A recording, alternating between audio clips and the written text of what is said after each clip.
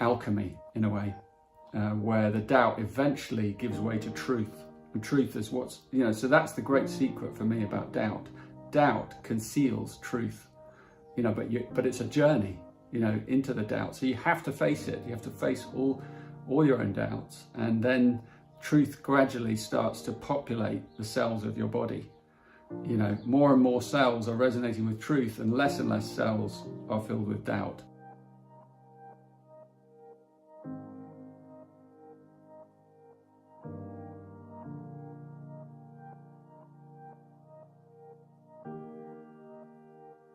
Hello, I'm Sandie Sedgebeer, founder of the No B.S Spiritual Book Club and host of 3 live streaming radio shows and podcasts, all of which allow me to live my purpose and my passion for shifting perceptions about who we are, where we come from, and our place and role in the universe.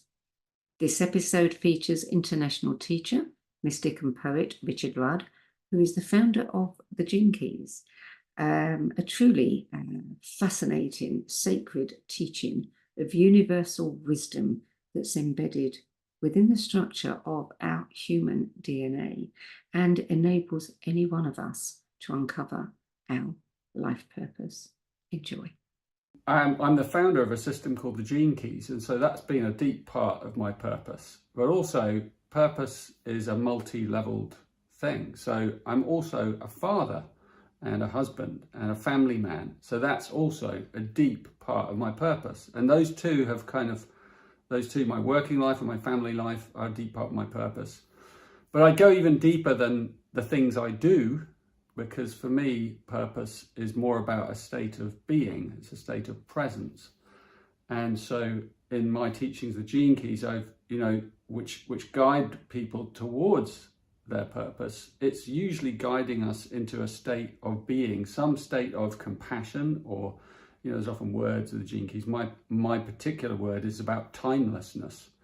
So my highest purpose, which is another way I often phrase it, highest purpose, is really to hold as best I can and embody a state of timelessness, and that means that I have to learn the great art of patience in life, and that becomes one of my great teachers, and always has been, and deep relaxation. So from that point of view, my purpose is, multi-leveled.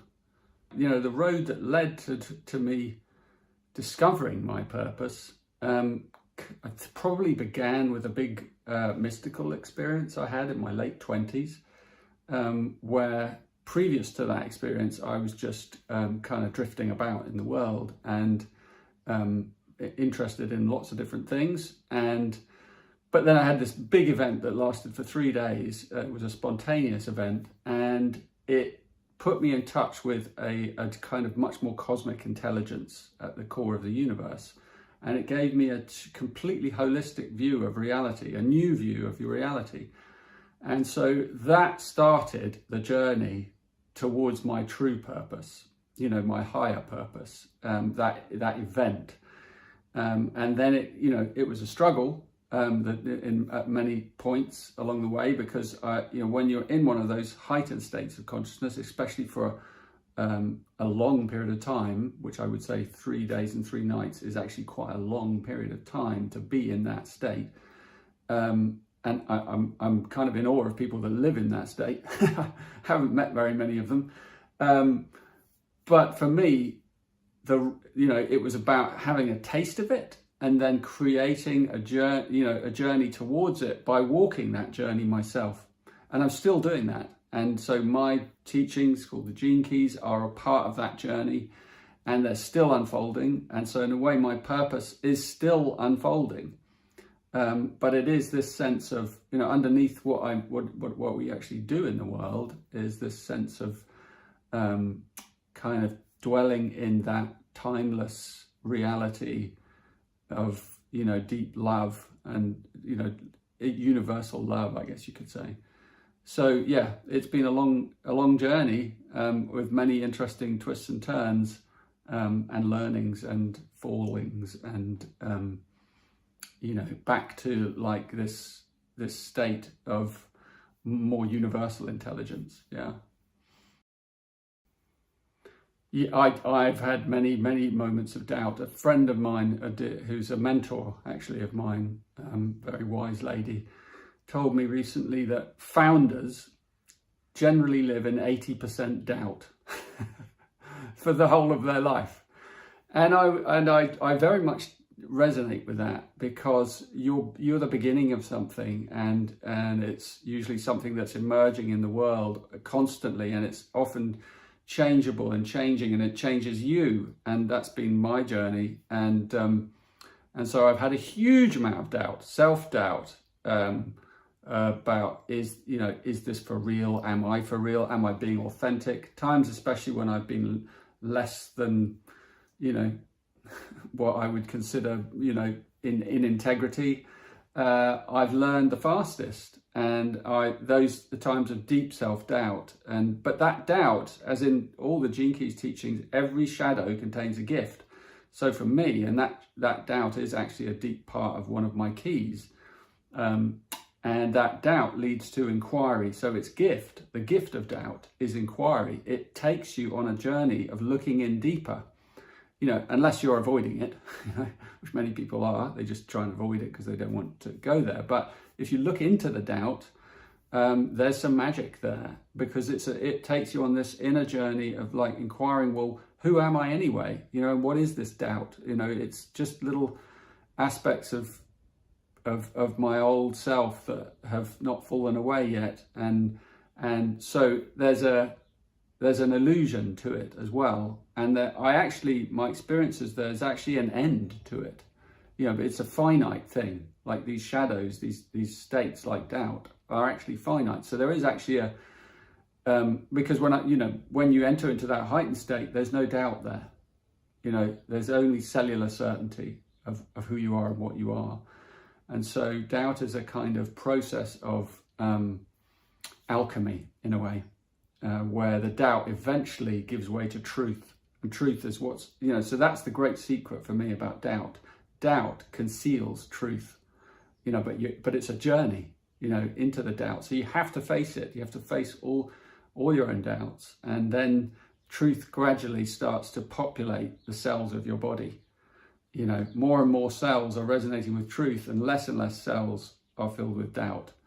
And I think that's the same for everyone in a way. But you have to have the courage to go on that journey of self-inquiry to find out, well, what is this? Who am I? So what triggers the cellular certainty? That kind of memory of who we truly are without filters, I guess. It can be many things. I mean, the most mystical answer to that, which I feel has some truth to it, is nothing triggers it. It's an acausal event. It comes through grace. And what we can do is we can create the conditions for that event to occur more often in our lives. And that's what the great contemplative paths or teachings are attempting to do. They're attempting to create conditions, space, so meditation is a classic one. You create space for that truth to begin to emerge and reveal itself from inside you. And the Gene Keys, my teaching, is also the same. They create, through the art of contemplation, a sense of spaciousness around us through regular pausing in our everyday life. And those pauses, as we create more and more of them, and we learn to really drop into them and luxuriate in them, those pauses, which, they don't have to be still either. They can be moving pauses, so they have dimensions to them. But what a pause has is a sense of space to it. And in that space and that time that you create for a pause, there's a chance, that one of those events, one of those epiphanies, one of those memories, one of those breakthroughs will occur. So the more of those spaces we create in our lives, the more chance there is of those pivotal moments to kind of explode inside, detonate inside us. But I don't think you can make them happen. But that's my approach. I think you only can create the conditions, and then that are the best conditions, and then you allow them to spontaneously happen. But the mystery of life is that you don't know when it's going to happen. You don't know when the mystery of grace will enter you and remind you of who and what you truly are. But I love that. I love the fact that we can't know. There's got to be something we can't control. There's got to be something that's beyond a technique, because we're all obsessed with like techniques of like, here's how you get there. But this is one area where no technique gets you there. I think one of the great challenges for me has been integrating the spiritual and the mundane. I don't want to call it the mundane, that's not a very nice word, but the everyday life of my family life, and the mystical experiences that I have had and that I would like to have more of. And that, in the early days, of a spiritual path for many people, there's this sense of trying to escape the everyday to go up onto the mountain and have those great experiences. And so we go off on retreats and we go into isolation, or we go and do plant medicine and take ayahuasca and all these things that give us the high, the hit. But then we got to come back to money, mortgages, relationships, broken, stuff, a mess often. And so my biggest challenge is integrating those two. But I've made that my purpose. That is my purpose. That's part of my life's work, is bringing the mystical deeply into the mundane. Because one day I just sort of thought, if I don't manage to do this, I'm never going to be happy or fulfilled, because I can't escape the mundane. And so my great task, and I'm doing a lot better at it nowadays, has been, bringing, the pausing really helps, because in all the things that you have to do in your everyday material life, if you create these little magical pockets of pausing, populating that life, you have the mystical in the mundane, and it starts to saturate the mundane, and then the mundane becomes mystical. So the great epiphany for me is that they're not separate, and they never have been. But there's a part of me that was divided early on, and slowly, those two halves of me and my life have started to come together. It's a very lovely feeling. So what effect has living deeply in my purpose had on the people around me? I think it's, again, different levels. Like, there's people further out, like people who I don't know and I don't meet, who listen to my words or my videos or my books and read things like that. It has quite a big impact on quite a lot of people. My sense of grounding into my purpose, because part of my purpose is to help people find purpose, find their purpose. So in that sense, I get quite a bit of good feedback that it's really helping people. But then if I come a bit closer in to like my personal life, my friendships, which are not all mystical, and sort of like that, some of them are quite ordinary and grounded in the realities of everyday life, I think it's less clear. I think I have a sense of stability to me and peacefulness generally, although my wife might say, oh, I don't know about that. But those who are closest to you, they're the ones often that test the stableness of your the stability of your purpose the most. Your children, and so my children, I think, don't pay much attention to what I do, but my sense of being in a flow with my life creates a nice atmosphere, I'd say, generally inside, because I'm generally fulfilled and happy. And I think that is what has an impact more than anything. Like, this person has found just happiness. And there are many others who I know who've found it without any teachings.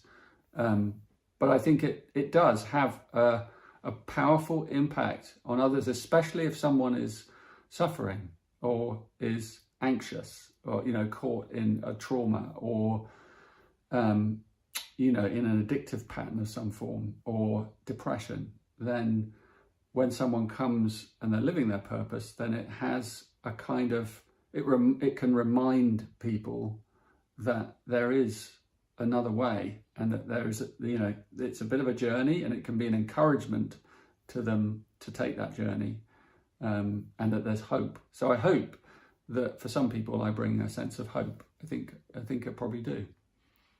Well, I think if someone hasn't found their purpose and they're interested and they really are hungry to kind of feel that sense of inner purpose and passion, I would invite them to learn about the art of contemplation, a contemplative way, and to start creating these spaces in their life so that what's hidden inside them can emerge. And this is the opposite to what most people do, is that because we think that if there's something we want, we have to go and find it out there.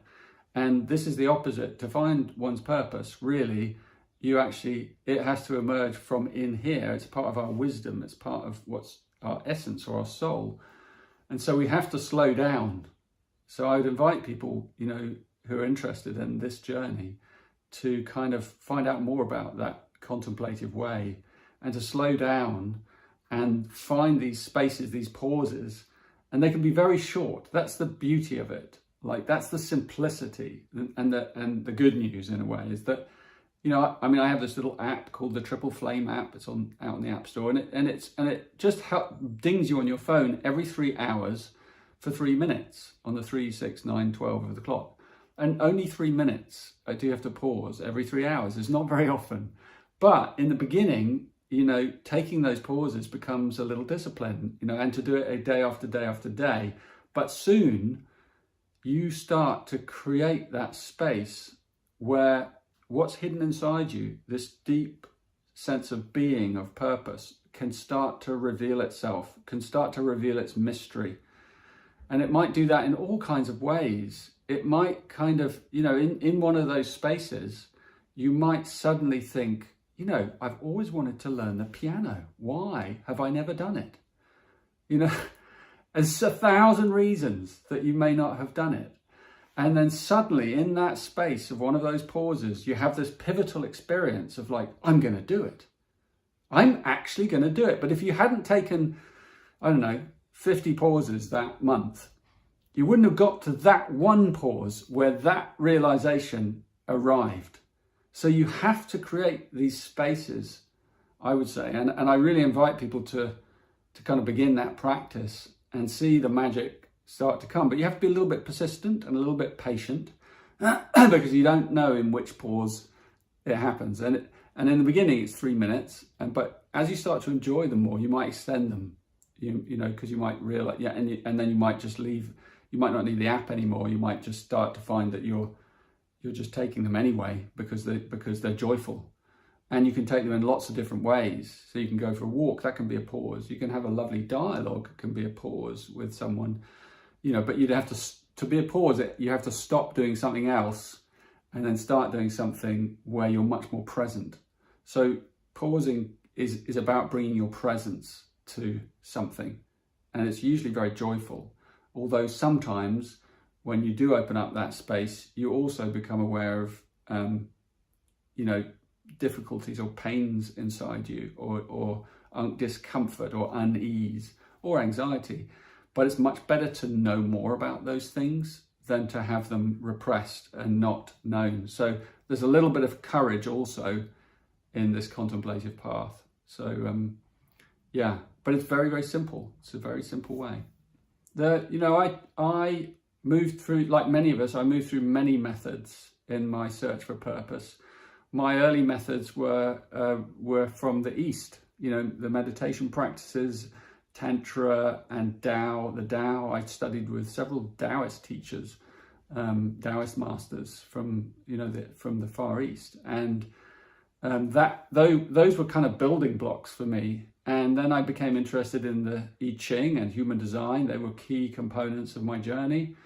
But I just kept on expanding and wanting to stretch and go further, and that's why eventually I created my own way, which is the Gene Keys, because I wanted to track my own way, and I thought if I track it, if I create a system around it, then it might be helpful for others as well. And I have that kind of a brain and mind, and so I'm still doing that. I'm still tracking my own way, and it's still expanding into new and new vistas of, higher and higher consciousness or higher and higher frequency. So, and Gene Keys has incorporated many other systems in it. And, the Kabbalah was part of it, the chakras was part of it, human design, as I mentioned, the different teachings that I've studied and teachers I've studied with, and indigenous teachings, and it's all in there. Anyone who wants to kind of get their head into this book, and then my other books, they'll find all these strands that I've woven into the synthesis. It's a synthesis, Gene Keys. So my journey's been very wide in terms of assimilating mythic threads and then weaving them into a new form of tapestry that could be helpful for people. Astrology is another one, although I never trained in astrology, but it was a vital component that came from studying human design. So that was another element. But there's so many elements and new ones coming all the time, so yeah, it's been a long and twisting journey. I think when we go back to our childhood, we do find that there are clues about what we're here to do and our true purpose. But as I said earlier, it's like our true purpose is really a sense of presence and being, and that was there when we were a child, when we were a very young child. I say is like what we're here to do can change, but who we truly are, that deep purpose, that deep quality of our soul's essence, that never changes. So it's been there from the moment we arrived. And we've probably, the layers of wounding, trauma, forgetting through our childhood and our schooling and our education and our systems, they tend to erode that sense of pure being from our childhood.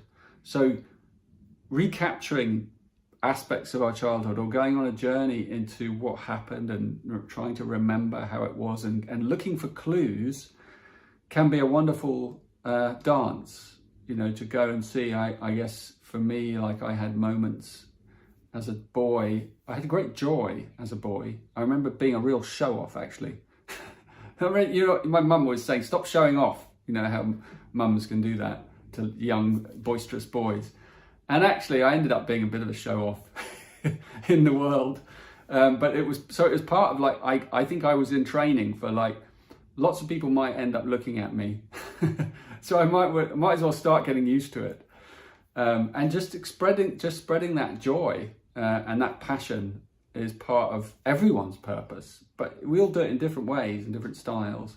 But yeah, I think going back, I think our purpose is actually deeply hidden in our DNA. It's actually in our body, and that's why my teaching, the Gene Keys, are all about reawakening that hidden gem in our DNA that is our purpose. Yeah, so it's what I've ended up doing. The only real purpose for existence is to shine our light, and it doesn't matter what we do at one level. It's how we do whatever we do. So wherever you are in the great hierarchy and chain of beings, whether you could have a very humble, simple life, and you could be fulfilling the deepest purpose of anyone, or you could be a great, statesperson and having a powerful impact, or taking on justice. And sometimes also, and this may be a bit controversial, people come in for short bursts of time, souls come in, and their purpose is to shine that light just for a burst and then leave. And but that burst has such a profound effect often on the people that they leave behind. And so that becomes like a purpose of that soul at that time, even though it's really hard often for those who are left behind, and we're trying to work out what to do about that. But often, you know, you hear those stories of someone that passes on and they die of some kind of disease, but then the parents or the friends then kind of in their name create something powerful and beautiful and healing. And you can see, like, we have these different layers to our purpose. And so it really is about just shining as much light as you possibly can while you're here. And that can take so many forms. It doesn't have to be a big kind of impact on the world. You don't need to be on social media to do that. You don't need, you know, it doesn't have to be that way. It can be as tiny as being a gardener, or working with the land, or with your hands, or with a craft, or some art form, or music. You know, it can be just music. You know, the musicians have always been like, there've always been so many musicians among us, and their joy is just to share their music. And it's a metaphor for purpose, for everyone to share their light, to share our music. And so, yeah, that's all that's needed. If you can create more joy, if you can create more inspiration, if you can, you know, create more love, there's nothing more anyone can do in this universe. Well, if the majority of people were living their purpose, the world would have a coherence. I could even say the world will have a coherence that we can barely imagine at the moment, because true purpose is rooted in this unconditional love. It's rooted in silence. It's rooted in truth. It's rooted in fundamental universal principles that are common to all life forms. So when you're really anchored in your purpose, for everyone to be anchored in their purpose, what you have is this, it's basically, it would be like looking at the sun. Looking at the earth would be more like looking at the sun. You'd just see this incredible flame of multitudinous beings, all interconnected, all kind of helping each other with different layers of genius to fulfill this collective purpose, you know, that actually is an even greater purpose. And so in a way, that is our final destiny, to find our collective purpose, which could be actually something really beautiful and simple. You know, it could be just to be here in our light and to take care of each other and the earth and to be really good stewards, you know, but in all our colorful ways. You know, so you're going to have mischievous deity people, and you're going to have, you know, you're going to have deeply caring, healing deity people, and then you're going to have all these different expressions of, in Gene Keys we call them the siddhis, our highest attributes that are hidden in our DNA, these superpowers that are latent inside human beings, that are still dormant for the majority of us. And so when those start to come online, then we get to see a much higher purpose that humanity might become, you know, take a greater seat in the cosmos. You know, so we may become, you know, as a higher being, and so we may become like an angel, like or an archangel. You know, like, so humanity, or the network of humanity, could actually be like a part of an angel. You know, of an angelic being so great. And ultimately, I think we all are destined to become stars. You know, when you look at the stars in the heaven, I've always felt really we're looking at beings that have perfected their destiny. And they could even be whole chains of beings that have perfected their destiny as a star. You know, and so we're looking at them, and that's our encouragement. Like, we will one day become one of those stars. I think humanity will one day become a star, you know, and so I think that's a kind of magical thought, maybe to hold.